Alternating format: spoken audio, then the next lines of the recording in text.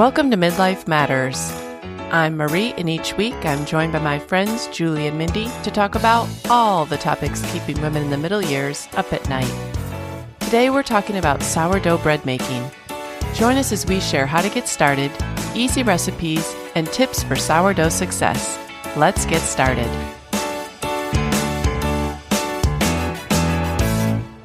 Listeners, today we are talking about sourdough bread. And if you've been listening to us, you know that both Julie and I recently started making sourdough bread regularly, and we've gotten a lot of listeners asking us to share a recipe. And honestly, we have found that it's something that's hard to tell people how to do. You can't just send the recipe and then people figure it out. At least I wouldn't have been able to. And the recipe that I received when I learned is not so user-friendly. The recipe itself is easy, the ingredients are easy, but it's hard to describe the process. So that is what we want to do today. Julie and I are going to have a discussion on what we've learned about making sourdough bread, how we have streamlined our process, how to make it easier. Mindy is away this week, and she is one of the people that has asked, how can I make sourdough bread? So this will also be a good episode for her to listen to. Even if you do make sourdough bread, we think that you will discover that the way we make it is very easy and very forgiving. Some of the people that I've talked to, their process takes up to 48 hours. They're measuring, there's grams, there's scales, and this has none of that. So, Julie, I'm excited to talk to you about this. And I feel like I just taught you how to make sourdough bread probably about 6 weeks ago, and you have ran with it. Tell listeners all the things that you have been making. Well, first of all, I just want to go back and say that I was reluctant to jump on the sourdough bandwagon back in 2020 just because it seemed too overwhelming. I thought, I don't have time for this. I don't have room for this. I didn't want to get involved in something that had to be so precise, or I thought had to be so precise, and had to follow this very strict protocol and timeline. And then you needed all these special tools. And it turns out that it's not that way at all, or does it have to be that way? I think our episode might ease people's minds. It may not give you exactly what to do yet, but it should ease your mind to start. Yes.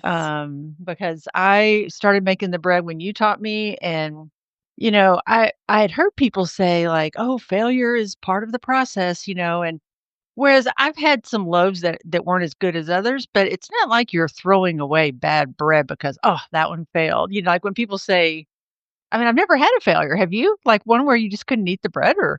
Yes, I did, but I did learn what not to do after that. So yes. Okay. It was an obvious. Yes. So I think there can be failures, but I do think even when I've thought, oh, I don't know if this loaf is going to turn out, it's always turned out well enough to eat. It may just not look as pretty on a group chat. Right. You're right. But failure doesn't have to be like inedible or, like I'm wasting my time and I'm wasting my ingredients or anything. So I just think it becomes easier with practice, just like anything. And you kind of find your rhythm. Mm-hmm. I have. So I've expanded and I'm delving a little more into the science part of it now that I'm not intimidated by it, because I can still just keep making it the way I'm making it, but I'm trying to learn more about, oh, well, why do you need this step, or what does this do? And right. So that's kind of fun. So, and that I think is because you were a pharmacist. And so you are interested in the science of the sourdough. I will probably make my bread the exact same way until the day I die because I don't care about the why and I don't care to experiment. But I'm so glad if you find a tried and true way, you could just tell me what to do. Right. Well, I have said I'd like my bread to taste a little more sour. And my son said that too. And so I started digging in like, okay, what affects that? And it's really complicated. Like, it's like, it may be further than I want to go to, but there's ways to manipulate the fermentation and get this kind of bacteria over yeast. And it's like, it was too much for me, but it is kind of interesting to know. I mean, all of cooking really is science. So yes. So, listeners, you have the gamut. Like, I am a very basic cook, and I promise you, if I am making sourdough bread, this recipe is doable. I would not do it if I had to measure out my ingredients by grams and it took 48 hours. Hey, and I don't mean this in a bad way, but I thought if Marie can do this, then I can do this because not that she's not capable, I just knew that she wouldn't want to. Right. I knew that she wouldn't want to mess with something complicated and, not foolproof and just so, that was I thought, "Okay, this is gonna be good." Yes. Okay, well, listeners, let's start out with like how we make our sourdough bread. And this is a very, like I said, easy and forgiving recipe. So, in our neighborhood, several months ago, they offered a class for $15, and you could go and learn to make sourdough bread. And all you had to do was bring a mixing bowl and I think an apron and a spoon. And I thought, $15, bring 3 things. What's the worst that can happen? And this lady was so casual about sourdough bread making that it gave me the courage to do it. She did not suggest we buy a scale. She doesn't even use one. It was just regular measuring cups, regular spoons, regular bowls. She said you didn't even necessarily need a Dutch oven, although I would say that a Dutch oven is really a necessity if you want to make it on the regular. But she was just so casual about it that I thought, oh, this is doable. So I tried to look up before we started, like glossary or definitions of sourdough terms that we could share with listeners. And there are things I've never even heard of, and I've been making sourdough for a few months now. So, like, if you just look at some of the terms, Julie, you know what some of them are. Well, it's funny because my social media feed is just all sourdough now, Okay. and so I watch video after video, and they're talking about levain, bulk fermentation, proofing, discard, oven spring, crumb, auto lease, banneton. I'm like, Yeah. what are they talking about? And I do know, but it's just funny that I love the recipe that we use because she does not use any of those terms. And I No. think she's still incorporating some of those processes, but she doesn't bother with the terms. Right. So let's go into what you need to gather to make the sourdough bread. So she provided this for us when we went, a flour sack tea towel. I think I got like 12 of them on Amazon when I got home for maybe $12. I mean, they're very inexpensive. They're just a thin little flour sack towel. A big spoon, parchment paper, a mason jar with a ring. You pick what size you want. An oven-safe container with or without the lid. Now, definitely think you should have a Dutch oven for this, but at the time, she said you could even use like one of those Corningware dishes with the lids. I mean, I think my bread would probably stick to the top of that, but if Hmm. you just really want to try and you don't own a Dutch oven, you could just use that. And then coffee filters. And so those were all the items that she said that you were to gather before you make your sourdough bread. And then the ingredients are very easy. 2 cups water, 1/4 cup of a starter, 4 cups bread flour, and 1 tablespoon of salt. So, Julie, I think the hardest thing on that list is the starter. So, where would you suggest that people get a starter if they don't know someone? Well, yeah, if you don't know someone, which I think it would be kind of hard these days not to find somebody that's Mm-hmm. making sourdough bread. And trust me, they are very willing to share their starter with you Yeah. because they're all excited that you're going to be baking bread. But I noticed that you can buy it on Etsy. Oh, okay. You can also make your own starter, and they say it's easy, but I don't know. Mm-hmm. I've not tried that. That sounds like a complicated thing, and my daughter did try that and said it was hard. Mm-hmm. So I think I'd rather just get it from somebody or buy it. Yeah.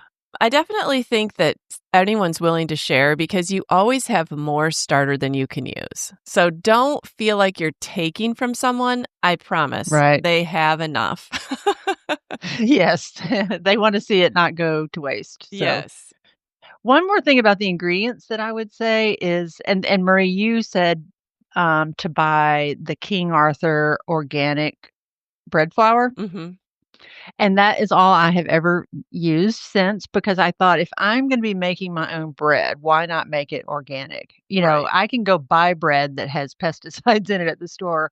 So why would I make that on my own. So, and I have looked at the King Arthur website. They have a lot of great tips and recipes there. So I do recommend that bread flour, and it's not cheap, but you can always find it on sale. Like Kroger has it on sale, I think right now. Mhm. And I've even bought it on Amazon from the King Arthur store on Mhm. Amazon. And it does make at least 3 loaves for, Mhm. in the 5-pound bag. So, Yeah, I would say that ingredient cost, it's probably $4 a loaf, mhm. $3 to $4 a loaf, depending on how much your flour is. But the loaves are large, and Oh, I yeah. don't consider that too much to pay for something with 0 preservatives. I know the ingredients that are in it. It's homemade. So it's not gonna be Yeah. dirt cheap, but it's not super expensive either Well, if you went to a farmer's market, you're probably gonna pay 12 for 1 for a loaf. loaf. Yeah, Yeah. yeah, Yeah, that's yeah. true. So, it's not expensive, and even store-bought bread is not cheap anymore, No, it's not. you know? Okay, Julie, I feel like you're a better explainer. Ugh. So, somebody has this recipe in front of them, and our recipe, Mindy asked me to send it to her. And Oh I gosh. thought, I don't even know how to explain that when you get this recipe, you will just throw it away because it's so complicated. There's nothing you can do with it. It's literally front and back. And a lot of it is just explanation of terms and what you're going to do. So we're going to kind of walk through it, but this is why I can't share my recipe because it's too complicated on paper, but not in real life. And I've written little notes like, "What she means is this," and I really think we should rewrite it, Marie. Okay. I really think we should. I know when Mindy got that, she was like, okay, this is the most unhelpful thing you've ever sent me. Yeah, like, this is why I'm not gonna do this. All right. For Mindy and others, Julie, since you've tried rewriting it, like what would be a simplified version of what you do? Okay, you have your starter. If you keep it out on the counter, you need to feed it daily. You feed it with just flour and water in equal amounts. Like if you have a half a cup of starter, you're going to feed it with a half a cup of water and a half a cup of flour. Stir it up, let it sit there, and you keep it in a mason jar that has a ring, but you don't put the little metal cover. You use a coffee filter because it has to breathe. Now, if you don't want to bake bread anytime soon, you can just stick that in the fridge. And I think it can stay there for weeks at a time without feeding. I've never gone that long, maybe a Mm-hmm. week. I think it said you could go Yeah. up to 6 months. Yeah. Yeah. If you do have it in the fridge and you want to bake bread, you need to pull it out and let it come to room temperature, feed it, and then you can bake with that day. For an example, I might pull my starter out at noon if I want to bake bread the next morning. So I might pull my starter out at noon. And I usually don't even, I measure it out into a quarter cup into the mason jar. And then I feed it immediately with a quarter cup bread, flour, and water and stir it up. I know it says you should let it go to room temperature, but because it's only a quarter cup to start with, I feel like it's already not that much to warm. So I just do that. And then I leave it on the counter for like 4 hours. And I don't think about it Mhm. again until around dinner. So there's a wide variation. At some point that day, though, you're going to need to get your starter out. You're going to need to feed it. Yeah. And then you're going to need to wait for it to bubble a little bit. And then you'll know it's ready to go. Yeah, and that part is really important, letting it sit there like 4 to 6 hours because it's gonna probably double in size and get big bubbles in it, and that's good. That's when you wanna use it, and that's when you're gonna take your, quarter cup of starter, put it in a bowl with water and your salt and your bread flour, and you're just gonna mix it up with a wooden spoon or, Mm-hmm. um and it's just gonna be they call it shaggy, just kind of not smooth and round, it's just gonna be kind of loose Doughy. and ugly. Mm-hmm. And then, over the next several hours, you're just gonna what they call tug and tuck, Mm-hmm. and you're just gonna pull the dough up because it's stretching out those gluten fibers, and then you're gonna fold it towards you, and then you're gonna turn the bowl, pick up the dough and fold it towards you, and keep turning the bowl like 4 or 5 times. Mm-hmm. That's a tug and tuck, and then you'll do that 4 or 5 times. Mhm. Like, maybe wait 30 minutes between, an hour. You do not have to set a clock. You do not.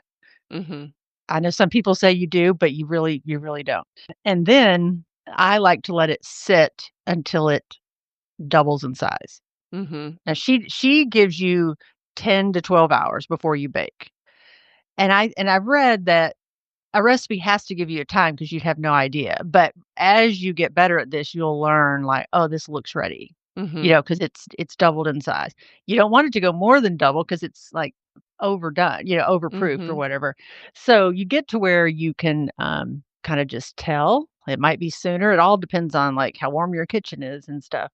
But just follow hers, wait 10 to 12 hours. So I like to just say if I mixed my dough up at 7 or 8 at night, then I can just bake it in the morning at 7 or 8 in the morning. Mhm. Yeah. And while it's sitting on the counter, after you mix it, and then Right, after every tug and tuck, you wanna take that tea towel and dampen it and then lay it over it. And there's right. something about the moisture of the tea towel and the dough that must do something, but you're gonna wanna keep that covered. Well, and it kinda keeps that top layer of the dough from getting kinda hard, Oh, you know? okay. Yeah. Mhm. Yeah. So that's where your tea towel comes in. And then when I do my tug and tuck, and this is how I was taught, I wash my hands and I leave them a little damp and stick them in some flour so that my fingers get coated, and then I do my tug and tuck, and I think it kinda helps me handle the dough better. And that's how I taught Julie, and she did do that for a little while, but then tell me what you tried, Julie. Well, then I saw that you really don't even need to use flour, and I thought, "How could you not use flour? Like, this dough is so sticky at the beginning." And I saw somebody that used just water on their hands. It's kind of amazing, like, Mhm. so now I never use flour, and which I just like because it's not as messy. I don't have to Mhm. get my flour out every time. That's really the only reason I wanted to quit using it. And then I saw this person said, "You don't need to." So just water on your hands, and each time you tug and tuck it, the dough is getting firmer and less sticky. Mhm. It starts to change the sheen, it gets smooth, it's not shaggy anymore, it's not, it's Mhm. pretty and smooth, and it just gets softer and better with each tug and tuck. So, I found that the water on my hands works just as well, and I don't have to Mhm. get my flour jar out, so.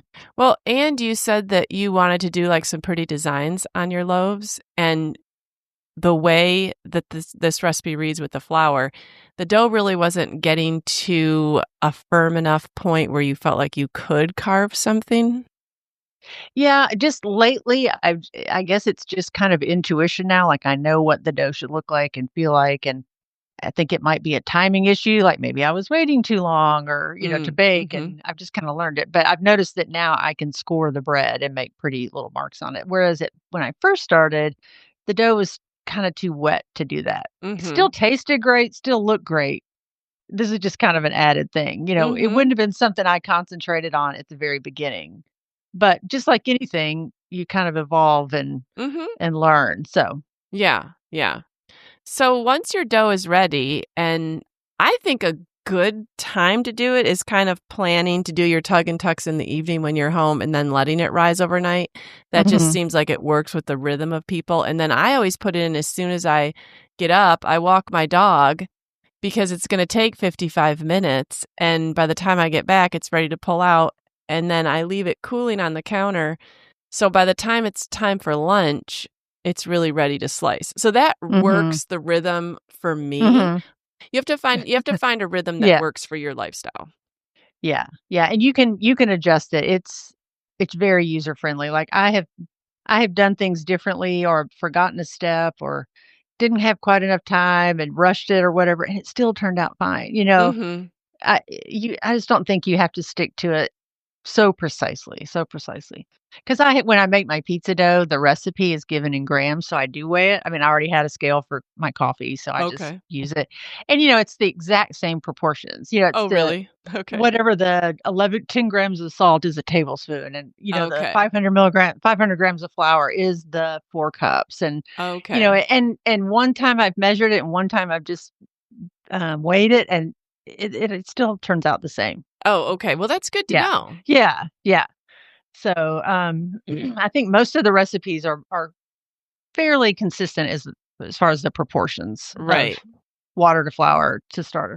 And when you read about, the tuck and I always want to call it nip and tuck. When you I read know. about the tug and tuck process, a lot of times you'll see that, and you may even find a recipe that refers to needing like a proofing bowl or a proofing basket. Mhm. But I was told that you don't need that, and I really never have needed it. You can do it right in the same bowl that you mixed your dough. And that's also a freeing thing because Mhm. that's one less thing you have to clean and one less thing you have to own. And so don't be put off by having to have a special proofing container. You can just use your mixing bowl. Right. And one other thing we forgot to mention was before so after you have tug that's very hard to say. Done your tug and tuck, and you've let it sit there, and you're ready to bake after 10 to 12 hours or when the dough is doubled, you're gonna put it in your Dutch oven. Hmm. And I use parchment paper in the bottom and put your dough on the parchment paper, and then you're gonna sprinkle a little water. So you just take your hand under the faucet and then get it wet and then just kinda flick water onto the top of the dough, and I do that maybe, what, 2 or 3 times? Is that how much? Yeah. The person that Yeah, taught us referred to it as yeah. baptizing the dough. And it's not an immersion. It's a Methodist baptizing. It's a little Yeah, sprinkle. Like we don't want to get yeah. the dough real wet, but we do, I don't know. Again, I'm sure there's some science behind this. I imagine there's something about the warm oven and the moist dough that does something. Well, it's creating steam because 'cause you're Okay. putting a lid on this, and that's gonna give you, I think a softer bread and crust up the top, and Yeah. so it is an important step. Um, Yeah. And so let's talk about what you can actually put your dough in. So when you're ready to do your dough, like you said, you can put parchment paper at the in the bottom of your container. Now, a tip that I got from a friend that's made sourdough for years was she said, since I didn't own a Dutch oven and I was going to have to buy one anyways, she said to buy a double Dutch oven.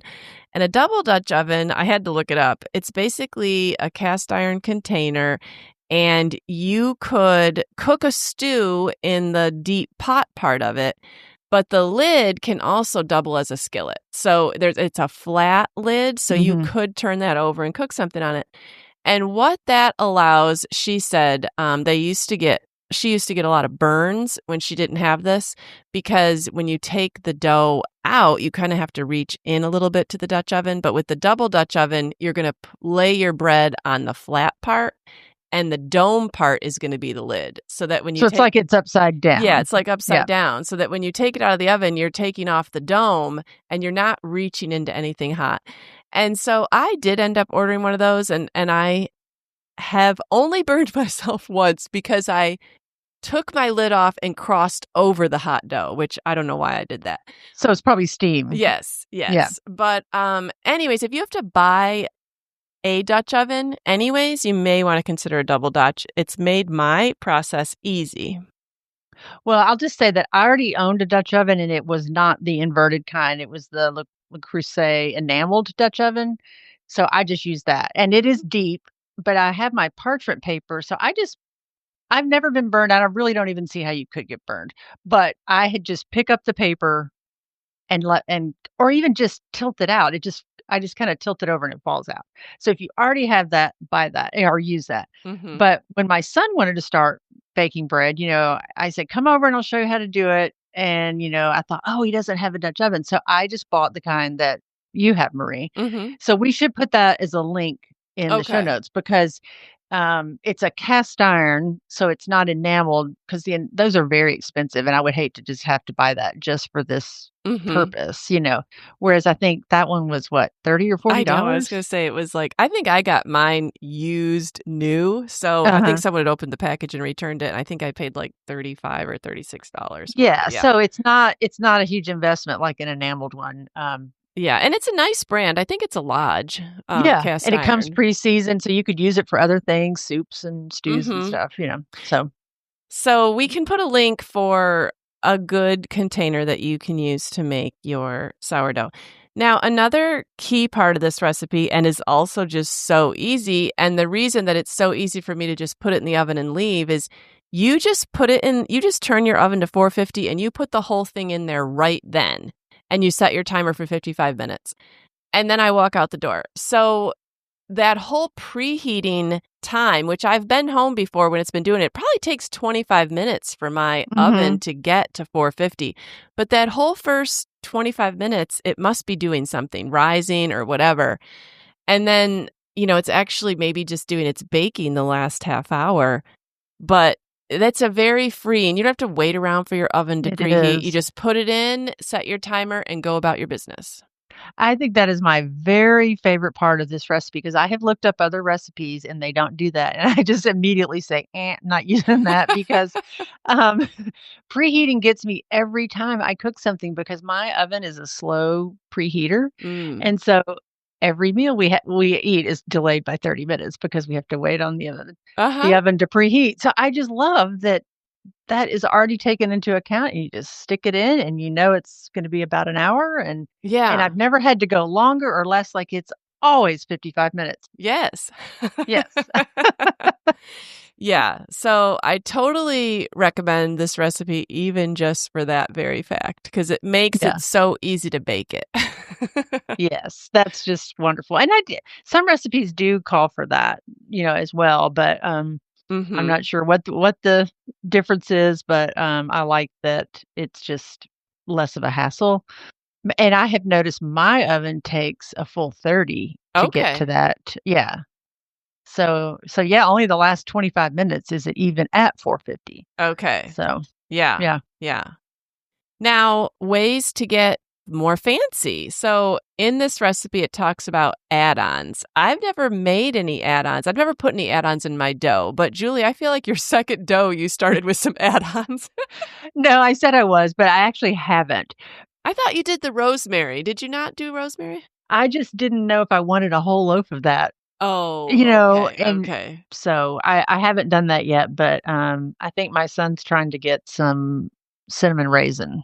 Yes, she showed us in the class. She basically, when the dough was ready, before she put it in the Dutch oven, she rolled it out a little bit and put cinnamon and sugar in it and then rolled it back up. And, that would be a delicious thing. Now, I'm always making mine for sandwiches. So, but if you were just making it for a treat, that would be awesome.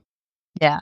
Hey, and I wanna say too, when you first said that this was gonna be your only bread, I thought, "Oh, I don't know that I could do that because I don't think I would like sandwiches on it." Mm. Well, I was wrong. I love I'm not even a sandwich person, but I love, like, turkey or ham, some Havarti cheese, some bread and butter pickles, and some mayo on my sourdough bread. Mm. We used to Mhm. call that our boat sandwich because they would hold up good, out on the boat, but, Mhm. oh, it's so good, so good.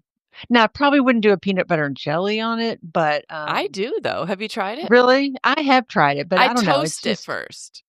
oh, yeah. I've done, like, an open face with peanut Okay. butter or something. Yeah. My son puts Nutella on it, he makes eggs and makes egg sandwiches and puts it on there, I like it with just butter. I mean, you don't Mhm. even need anything Or else. When even it's no butter. warm When it's warm, I'm just eating it while yeah. I'm cutting it.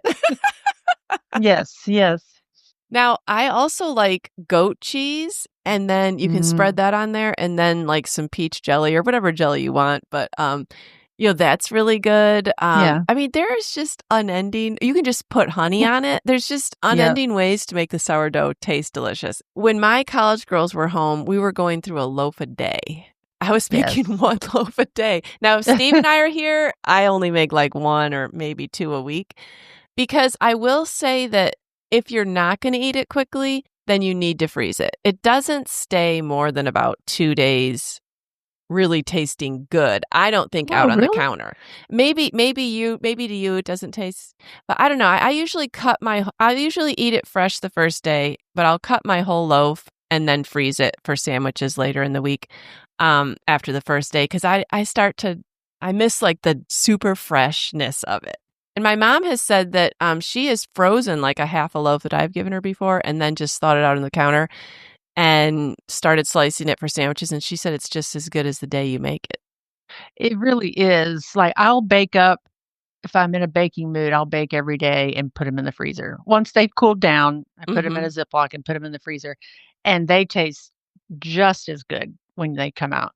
But, one thing I noticed, Marie, when I was at your house, you had it sliced. in a bag, Mm. and I don't slice it, Oh, maybe and that's I've the had difference. yeah, because they say that I was worried about sourdough molding because bread molds in my house like crazy. Okay. I have a loaf of bread now that's going on almost a week old because Really? it was just a huge loaf, and we just haven't eaten as much this week. No mold. And what are you keeping it in?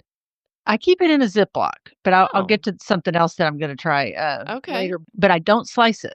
Oh, that must be the key. Yes, because they said sourdough tends to dry out. That's how mine tastes after, Yes, like, the it gets 2nd day. white looking and kind of yes, and I think Oh. that's probably because you've already sliced it, so it's got whereas only mine would be the end slice that might dry out, and Oh, I'm gonna try that then, that's a great tip. yeah, and then, Andrew has bought some bags, they're cloth bags for sourdough because I think Mm. they kinda need a little breathability, so I don't ever Mhm. when I put mine in a Ziploc, I don't ever, like, seal it all the way shut, I put the cut end in first to kinda keep it from Mm. drying out. Well, this is life-changing because one of the things that I don't like well, first of all, I've been slicing it, putting it in a Ziploc bag and leaving it on my counter. It gets a little chewy, and I think that's Mhm, probably because I've sealed it up, and I've even waited for it to cool, but yes. mhm. Okay, I'm gonna try not slicing, and also I'm gonna look into the bread bags because I make it often enough that I feel like the bread bags would be worth it. Yeah. Are they reusable bread bags? Yes, they're washable, they're cloth, Oh, and they have, nice. like, a little there's, like, a little strip at the top that you roll down, and I've also seen those, cloths that are covered in wax, Oh, and that you just okay. fold them over, so it's not an airtight seal, but it's enough to, like, keep Yeah. air out. So, yeah, again, you don't necessarily have to have those things, but, if you want it Right. to last longer, like, if you're not eating it really quickly, Yes. yeah, but I do think the key is not slicing it. Okay, well, let's put a link to the bread bags. Let's get that link from Andrew Okay. because I Yeah. need it for Yeah, he told me. myself. Yeah. Now, I think that's so interesting that you taught your son, and did he learn in just one evening? Yeah, And came then over he's and just learned. ran with it. Yeah, so he came over one night and learned, and, he and his girlfriend both learned, and now they both make it and love it, and we're always sending pictures of, "Here's Milo, here's Yeah. Milo."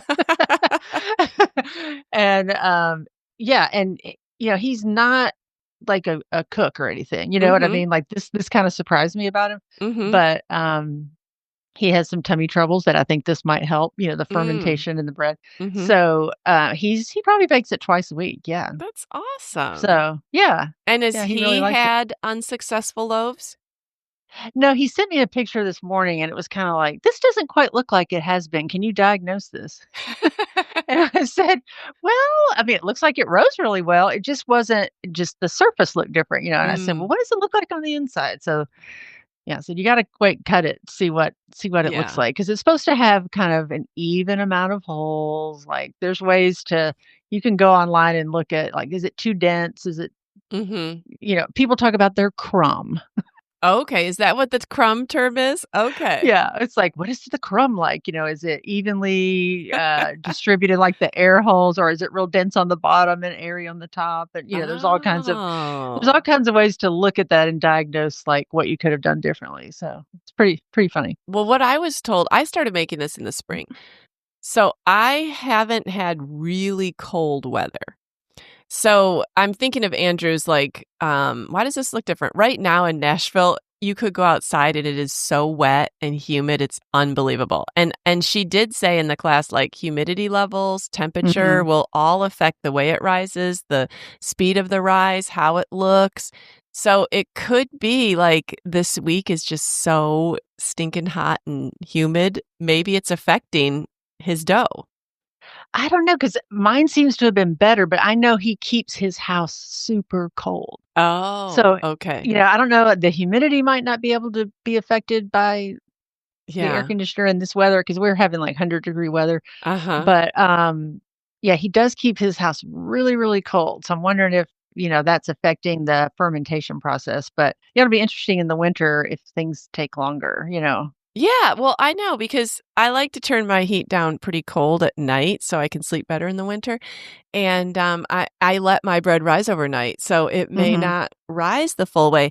Now you mhm. told me something interesting, Julie, that if your bread is rising and you don't have time to bake it, you can actually put that risen dough in the refrigerator, which I've never dared to do, but you said you've had success. Yes, a link that I'll share for, this lady, taught on video taught me how to make pizza dough, and I've watched all of her videos. It's Alexandra Cooks, or Alexandra Kitchen, I think is her website, and our bread recipe doesn't really talk about proofing. Mhm. I guess that's the overnight part, but a lot of people do cold proofing where they put it in the fridge, and I know my pizza dough cold proofs, Mm. and it really rises and gets bubbly even in the fridge, whereas at the beginning of all this, I would have thought the fridge would have killed it or something. I Yeah, would have not yeah. dared put it in the fridge, but she says, "Hey, you're ready to go to bed and your dough hasn't doubled in size yet. Don't stay up all night waiting on it. Just stick it in the fridge and pull it out in the morning and let it finish in the morning." Mm. So Mhm. again, I don't think you can really hurt this stuff. Right. You know? I just as I get further in, I'm willing to try more variations. Like, let's just see what happens. Yeah, yeah. So I definitely think get in there, experiment a little bit, and don't be afraid of it. One thing that I did change, I'm still looking for the perfect container. I've been making my dough in a bowl, a big Mhm. bowl, and it's much bigger than the amount of dough that is in it. So when the dough rises, it just kind of spreads out. Mm. And she suggested getting a clear, straight-sided container, like a Mm. bucket, but Mhm. something you can see through, that holds the dough, so when it rises, it kinda comes up the sides, and then you can see, "Oh, my dough has doubled." It just makes it Mm. very easy to look at and say, "Oh, Mhm. it's ready." In a bowl, it's really kinda hard to tell. Yeah, it's funny because I was making it in this big mixing bowl because mixing 4 cups of bread flour can get Mhm. kinda messy. But now I kind of found the bowl that I like, and I only use that bowl. And it does have straight sides, and it's a little Mm. bit smaller than my mixing bowl. And so I Yeah. feel like it's a little more doable and maybe it I always feel like it rises better in there, but it might Yeah. just look like it rises better in there because it's smaller container. Yeah, I don't know if the straight sides actually help it rise or what, it's like support it? I don't know. Yeah. And you can even mix it in a bigger bowl and then move it to a little bit smaller bowl. I've done that before Mhm. too. Oh, yeah, and that's what I meant. I don't mix it in this straight-sided because it's kinda Oh, small. okay. Yeah, I Okay. mix it in my bowl, but then put it in there to do the tug and Yeah. tuck and the rise part. But like I said, you don't have to start off with all the things we've learned. Mm-mm. You start off with the basic and you learn those things. Like learn it for Mhm. yourself because it really is an intuition and Mhm. oh, now I just know by the feel and look of this dough, it's ready, Mhm. regardless of what the clock says. So, Right. but you have to kind of learn that yourself and it's not hard. Like in the meantime, before you've learned that, it's still going to work. Mhm. Alright, well, Julie, you have made a few things that are kind of above and beyond. So, I think you made homemade sourdough tortillas. Yes. How did that go? Well, it's super easy except for the tortilla making part. Like you mix your recipe up, your dough, and then it's actually pretty quick. Like you could have them I think you could have them the same day, Okay. that you mix it all. But you have these 10 or 12 little balls of dough and you have to roll them out into a tortilla, heat up your skillet, cook one at a time. Okay. So, you've got a half hour standing at the skillet cooking a tortilla. It Okay. only takes about a minute and they puff up like big pillows and I they're bet really they're good. really tasty. They are and just they're a little between a tortilla and a flatbread. Okay. They're not as, like when you buy a tortilla, I feel like they're white and fluffy and Mhm. these are a little bit more like a flatbread, but Mhm. they're still soft and foldable. Mhm. So I've made them twice now, and I made them at the beginning of the week, and I just told my son, I said, "I'm making these once a week. You can eat them all in today and tomorrow, or you can make them last." because the first batch we were pulling them out and I was eating them with some butter and Yeah. cinnamon, Like a and, carnival. yes, which is so good. It is so good when they're fresh. But now he makes egg sandwiches in the morning, scrambles his eggs, puts them in there. We've had Oh. tacos on them. We've had gyros, Hmm. on them with tzatziki and, lettuce and tomato and, Oh my so good. goodness. I might need to try that. I imagine they're very filling too. Yes, and, the first time I made them small, kinda like a street taco, and we Mhm. didn't like those. We wanted them bigger. So now they're about the Okay. size of my skillet. Oh. So I think I made 10 of those. But then, if you're snacking on them and If you're using them for butter and sugar. and eating them at every meal, they go quick. So, yeah, the dough part is easy. It's just the, time consuming. And I have a friend that has a tortilla press, and I thought about Oh. asking her, does that really help? Because it's a little hard rolling them all out and they're Mhm. not never round, they don't stay Mhm. round. Yeah. So I could perfect that a little bit. All right. And tell me about your pizza dough. Yes, this has been my very favorite thing because, again, my son was trying to eat better bread, and we love pizza, and we usually do a family pizza night. And this way, I was thinking that maybe the pizza wouldn't bother him. Mhm. I mix up my dough, and I can share a link for this. And the only difference in the recipe is it calls for, out of that 500 grams of flour, 50 of that is whole wheat. So you add a Mm. little bit of whole wheat flour in it. Mhm. I won't go into the recipe because it is a little different than the bread as far as how you do it. But you can store the dough. I bought these little like plastic deli containers, Mhm. and you separate your dough into 4 dough balls, and then they stay in the fridge. They can stay in the fridge. They have to be in the fridge for a minimum of about 6 hours before you could use them to bake.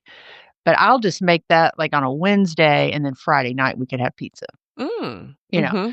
Mhm. And it makes 4 pizzas that are about probably 10 inches. Mhm. And one night I tried combining 2 dough balls so that I could just have 2 pizzas and have them Mhm. bigger. We didn't like that as well because it was just hard to get it thin enough, Mhm. and then it didn't quite get done. It was a little chewier. So Mm. we just said, "We'll just do 4 pizzas," Mhm. and they cook, she recommends heating your like a pizza stone up to 550, Mm. which is Mhm. a little scary to put your oven that high I was gonna say, I don't know if my for an oven goes that hour. high. Well, mine only goes to 545. Oh, okay. I think you're on cleaning mode if you go to I 550. was gonna say. Yeah, and so it only cooks about 5 minutes each pizza. Okay. It's like, it's like one of those brick oven places where they Yeah. slide it in, and you get all these nice little air bubbles in the outer Oh, that crust, sounds and it's delicious. really light. It's really, really good. Okay. So, Yeah. I might need to I'll try that. include that recipe. Yeah, yeah. Okay. Yeah. In our recipe, it says you could make crackers from the discard. I've still never figured out what my discard actually is and how I would make a cracker from it. But I feel like if I had crackers, sourdough crackers, I'd be snacking on those all day. I know.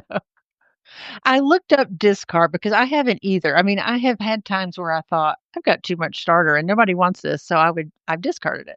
Yeah. But I think what they mean by discard is unfed starter. So, Mm. like, say you've pulled some off and fed it to make something, Mhm. you could use the unfed part for something, and Oh. I think for crackers and flatter, things like that, that's what you use is an unfed starter. Oh, interesting. Okay. Yeah. Yeah. That's what I've gathered anyway. Yeah. I'm not If sure. you make something with unfed starter at some point, let me know what Okay. it is. I just don't know if I wanna make crackers, but, Yeah. Well, my brother, he Mm. made sourdough pretzels. And I have to Mm. say, those were so good. He made them for a Super Bowl party, and I think he had things you could dip them in, and they Uh, were so good. So, sourdough pretzels, they were soft, and so I feel like that might be something worth trying. oh, that does sound good. I know. Really good, I yeah. know. So, and I imagine you could make, like, rolls for your hamburger and stuff. I don't know. I just haven't dived that deep in. But like you said, Julie, well, I don't know what I would how much I would really enjoy eating the sourdough bread for things. I enjoy eating it for Mhm. anything. Yeah. Yeah, I have too. I would rather cut up a piece of my sourdough bread, cut it in half, and lightly toast it, and use it for my hamburger bun than buy a hamburger bun at the store. Like, I literally want to use Mhm. my sourdough for everything. Yeah, and if we have, spaghetti or pasta night, I just put my sourdough in the toaster oven with some butter and garlic, and that's our bread. Mhm. It's just garlic bread. I have found I use it as our bread with meals too. Yeah. Now, you have an electric knife, and I've been wondering if an electric knife would help me. How No, thin were you able to get your bread with an electric knife? I did not like it. Oh, you didn't? Okay, how come? No. Because the blades move back and forth, and it just Mm. kinda made a mess. Oh. I have found that, well, I always tend to use my, serrated knife, Mhm. for everything 'cause I don't know, that's just the one I like. But I found, like, my big, sharp, smooth knife, I don't know what that's That called. works the best, like, the kind you'd use for, like, chicken and stuff? Yes, Oh, that's I what I would've cut my thought that bread would've with. flattened the bread and not gone through it. No. I need to try No. that then, Yeah. 'cause I use the serrated knife, but I can't get it as thin as I'd like it without feeling like I'm gonna cut my finger off. Yeah, and it is hard to keep the slice straight, sometimes I get Mhm. on a slant and all that, Yeah. um, yeah, and I don't necessarily try to get it too thin, Yeah. but, I've just found that knife works best. I do sharpen it on one of those little Like this stick l yeah, things, I was gonna say the stick which does things. help. Yeah, Okay, that's how I'm yeah. gonna try to cut my next okay, so my next loaf of bread, what I'm gonna be changing is I'm gonna try that other kinda knife. I'm gonna try not slicing the whole thing at once, and I'm gonna order some of those bread bags because that would Mhm, be awesome. and it's great, like, I took a loaf to my daughter's house, so it was in the freezer, and then I just put it in my carry-on bag, and by the time Mm. I was there, it was thawed. Mhm. Yeah, I like to take it on trips, like, in the car or, like, I bake for when I get home because I know that I won't have been baking, so when I get home, I want bread. I know Julie took sourdough bread to the beach. Yes, I took 3 loaves to the beach. Didn't you go camping with your friend and bring sourdough bread? Yes. She literally has become a sourdough fanatic. I mean, I'm not doing all that great stuff with it, I just want it, You just want the bread. I Yeah. just wanna have it, so So here's a question. You said that Molly, who lives in Texas, needs a starter. Did you think about just bringing her a starter? I know you brought her a loaf of bread, but did you think about just bringing her a starter? I did think about that, but I didn't know how many ounces that would be. Oh, if it would go And through then security. if it would go through security, and then I thought, "Okay, it's only got a coffee filter as a lid." Yeah, you're I right. wasn't really You're sure I right. wanted to do that. You're Yeah, right. I never even thought about having to go through security. Okay. yeah. I mean, a quarter cup it might be okay. I don't Yeah, the know. TSA is preventing us from bringing sourdough to our family members. Life-giving bread. I know. Last night I talked to her and I said, "Hey, have you gotten your starter yet?" Because she said, "I've got plenty of friends that bake sourdough. I can get a starter."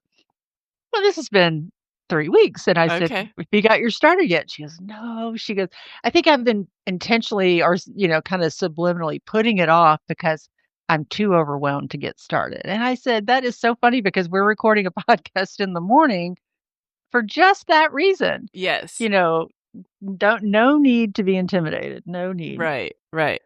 All right, listeners, I really do want to include an easy recipe.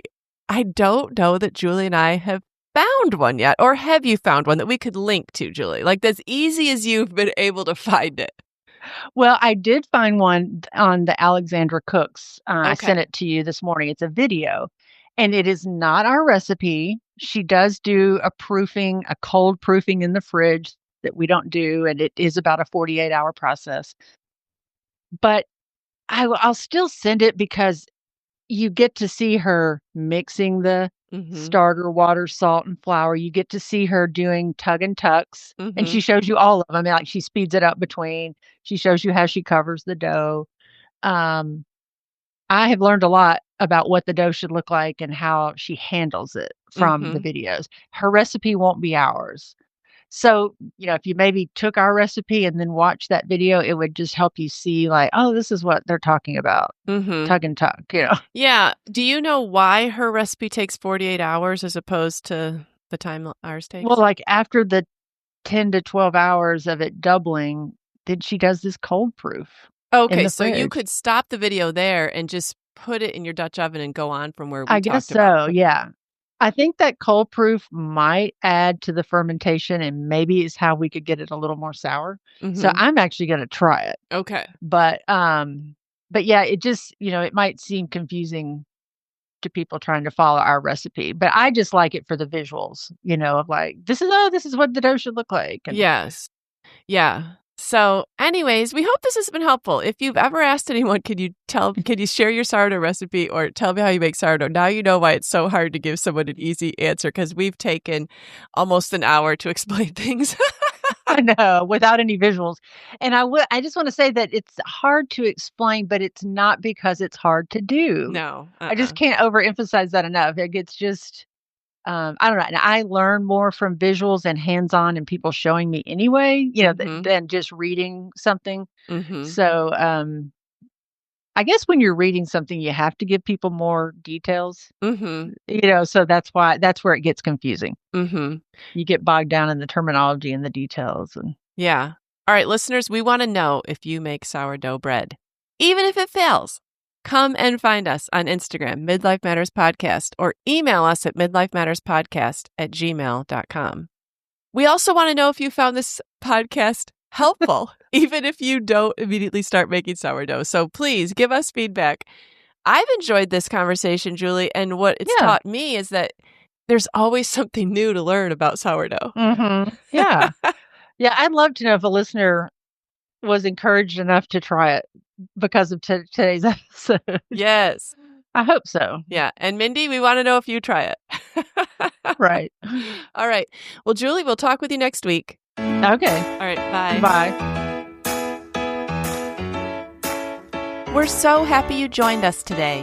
You can find the show notes for this episode at midlifematterspodcast.com. Also, please tell a friend about the show and help them hit the free subscribe button on their favorite podcast app. Be sure to follow us on Instagram at Midlife Matters Podcast. That's where we post pictures and stories about all the things we talk about in each episode. Thanks for listening, and we'll see you next week.